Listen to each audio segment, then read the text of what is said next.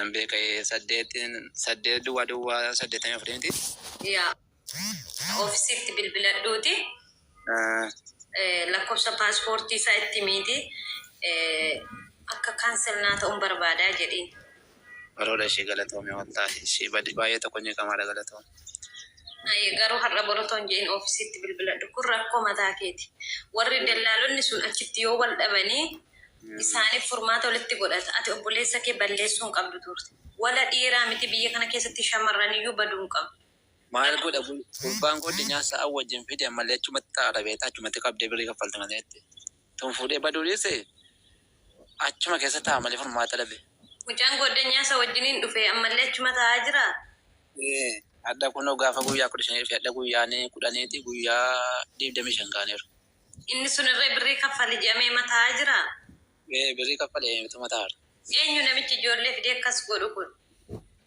Maalin beekan gurbaan tun kan jimmarraayi intalli immoo siin fuutee matti galte kun amaaraa wayanti fakkaatti amaarifa malee hin beektu. Mucaan biyyarraatii walii galanii isa fedhe sun eenyu? Inni Fuwaada Baadir jedhama. Mucaa jimmaati? Abeet geetaa. Ilaalama wal dhabdee dhuunfaa isaanii fi ijoollee warri miskiinni gidduutti rakkatti bara. Rakkanne wallaahi. Ani ijoollee keenya kanaa fi karaa baatan ilaalladha, karaa galtan ilaalladha kan isiniin jennu. Wallaahi baay'ee tokko rakkoodha ilaallachuu wayya. Ammati ofiisitti bilbiliini. Ofiisitti yookiin sirratti dura dabarsitee bante walaa biyyatti si galchaan homaa hin jiru biyya kana keessa. Ofiisitti bilbiliini. Ofiisiin lakkoofsa si gaafatu. Lakkoofsa si gaafatuun. Yoom biiroon yeroo ishee ofiisiin biiroo sana bakka yookaan makka isheen erganii miti. Ofiisitti bilbiladhuuti ofiisiin furmaata si kaasi. Baroota ishee galatee. Yeroo bilbiltu garuu lakkoofsa paaspoorticha mucaase kaanselee ati gaafattee si gaafatu. Naan qaba hundaayyuu. Himta. Itti nima rakkoon qabu ishee. Lakkoofsa irratti bilbilanii si argatan irra lakkoofsa ifii makee faana odeessite sana saawwachuu qabdaani. Sa'aatii 24 gidduutti ani yeroo namaa deebisa waan jiruuf. Baroota ishee. Ishee galatee. Ijoollee shamarranii afaan beektu malee ani fiduu biroo. Nama afaan beeku ko.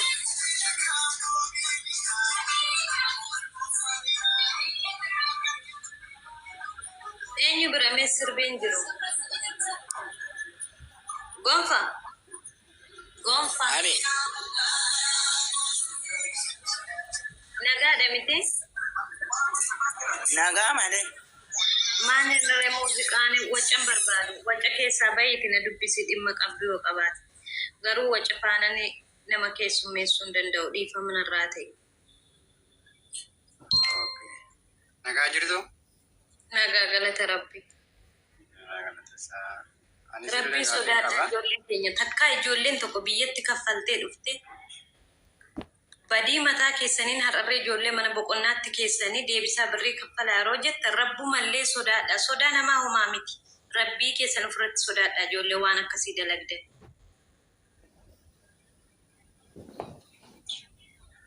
Namuma hedduutu akkasii rakkachaa ture garuu gammaatti nama baay'eedha.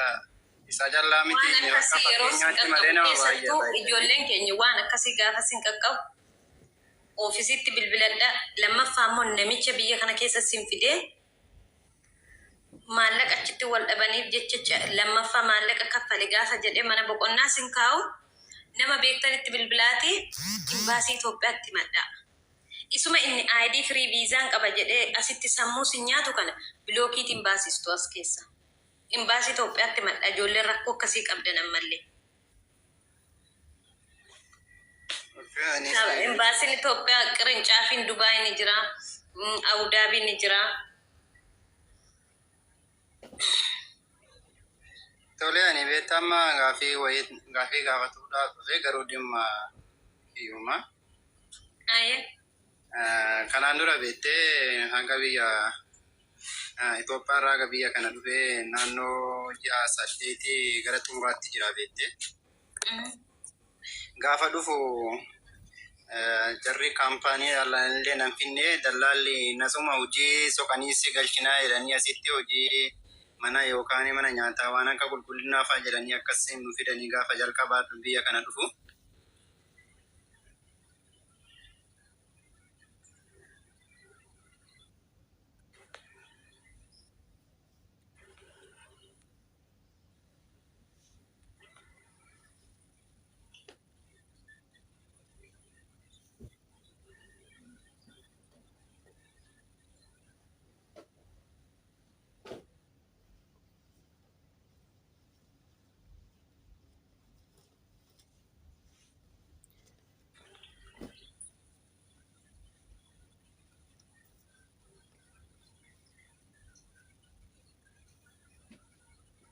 Ifam ijoollee tuna biraa wacaa sagalee tu bilbila sirreeffadhaa jedhee wallahi akka malee taa'ee bilbilli kiyya na jalaa hin beelta'ennaan ijoollee karaarraa kaafachuuf.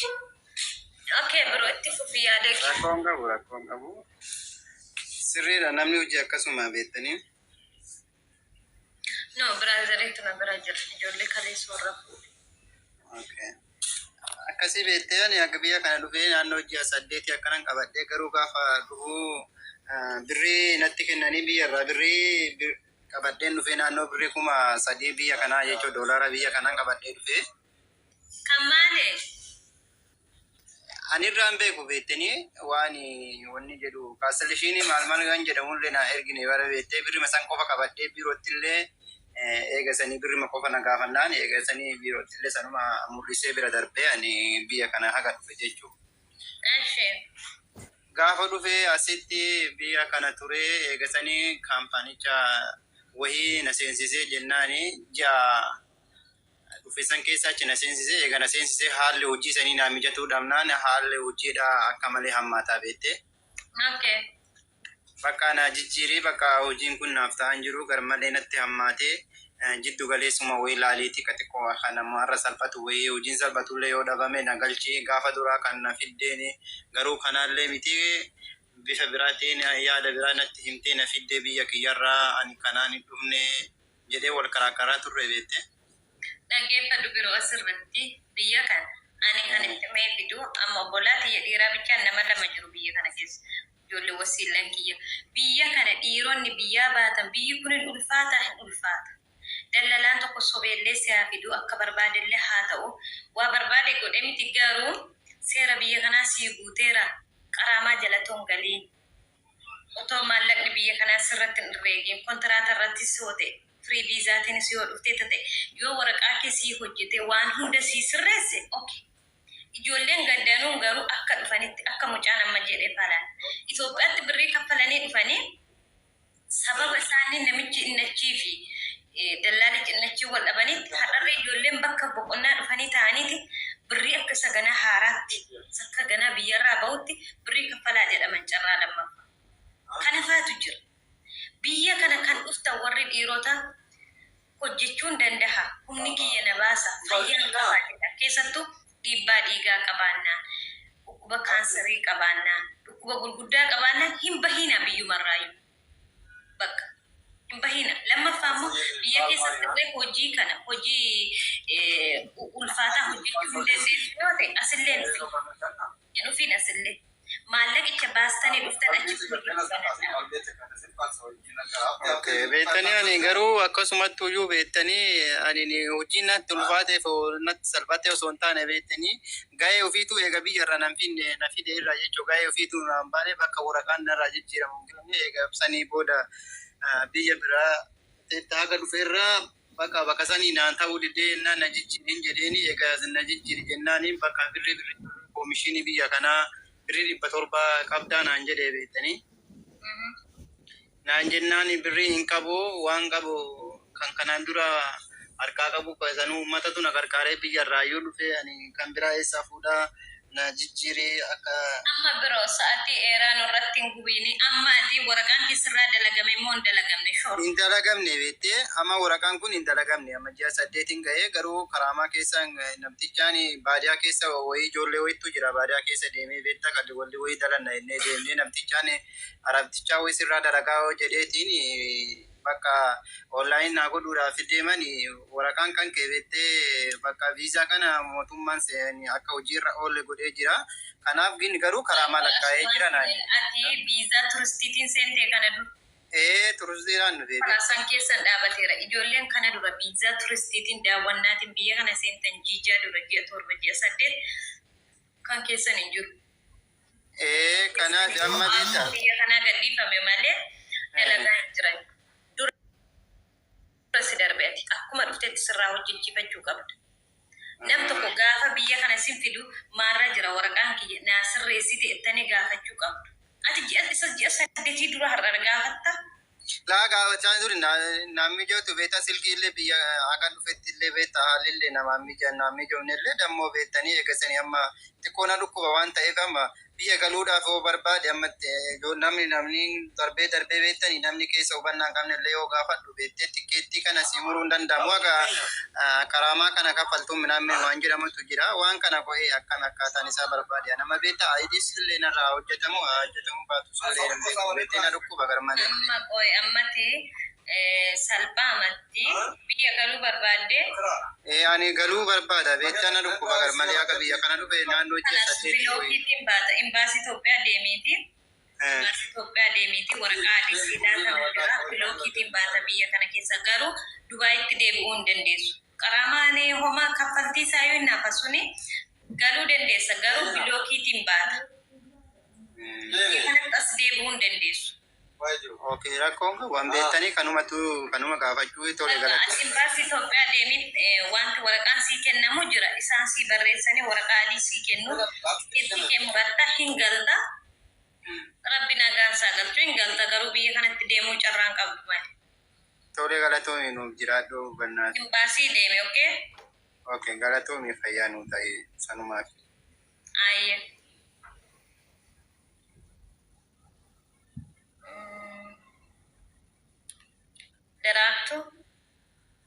Daraartuu tola.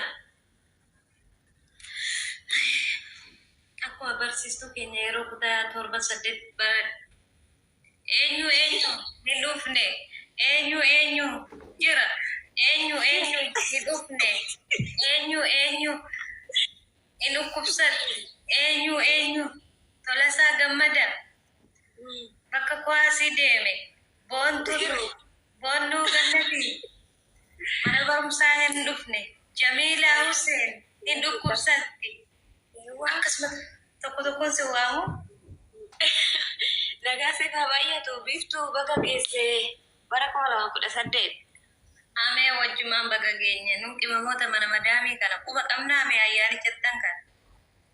Waa boloonni keenya warri garjalaa jirtanis baga geechanii ayyaantuta ayyaana argaa. Warra edaa isi carraa isaanii warra ayyaanaatiin koreen. Warra raayyuu jiru barsaatii booddeen deema malee. Rakkoon qabu nu asumatti dabarsinaa kan rakkoon qabu gabaabsan gaafisi gaafadha biiftuu micayyoo wayii beerutii waggaa 3 hojjette Joordaanis 3 hojjette torbee darbe kana torbee qidaamee darbe biyya galte deebitee dhufuu barbaaddi. Ijeessi qabdaa biyyarra moo akkamitti fiddaa baajeta hogamishii gaafata. Baajeta hanga gaafatu keessaa na gaafatu afaan beeksisaa paaspoortiin ishee irraan manne.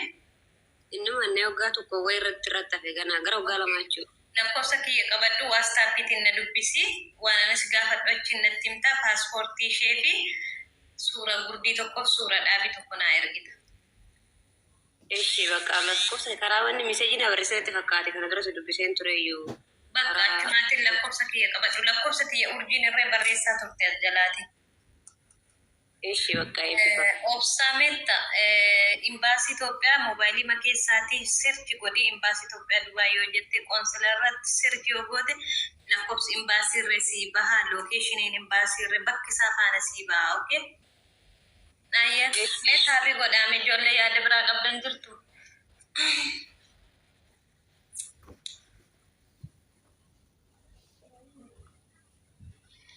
Isaaf koppii linkii godha. I don't know. Nam tokko rabbii jedhaati gaafa nam tokko siin fidu maarra naa jira waraqanni tiyya jedhaa gaafadhaan.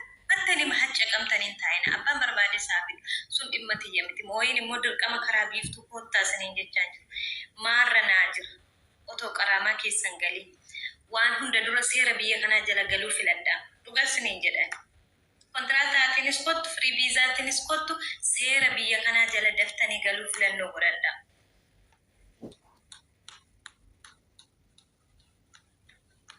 Yoo kontiraata ta'es ID keessirraa dalagnaa miindaa ta'e hojii tokko akkas sinirratti qabatu sana nama hojjetattu. Firii viizaan illee sana. Miindaa tuncitu malee kan keessan. Mee taabii koppii linkii godhame. Ameen baga geenye biroo. Warra baga geessanitti ani foon ifaa Itoophiyaa teessanii namarratti argitan. Nagumaa isee. Naguma keessanii garuu. Biftu. Wayye. WhatsApp irra ta'e jenneerra. Okay, bakka achitti WhatsApp keessa teessee yeroo asii odeessitu sagaleen natti deebisa. Rakkoo hin qabu bifti yeroon gasti irraa bahu sii deebisaani waan si gaafadhu achiin naa himta. No, shamarran afaan beektani gatiin isaa hanga kana miti. Shamarran afaan hin beekne immoo fidaallee hin jiru. Nam tokko fudhachaa jiru. Ijoollee biyya Arabaa biyya barbaadan iyyuu hojjedha. Ijoollee biyya Arabaa hojjetteettu qofa shamarran. Dhiiroo ta'uu ta'e garuu rakkoo hin qabu. Shamarran afaan hin beekne garuu dha. Mee taabii tolchaame. Maaltu faate afaan hin beekne faana sammuu si nyaate boolee keessa dhaabatte xiyyaara isaatii meeqatti kaa'atti. Xiyyaarri jala darba.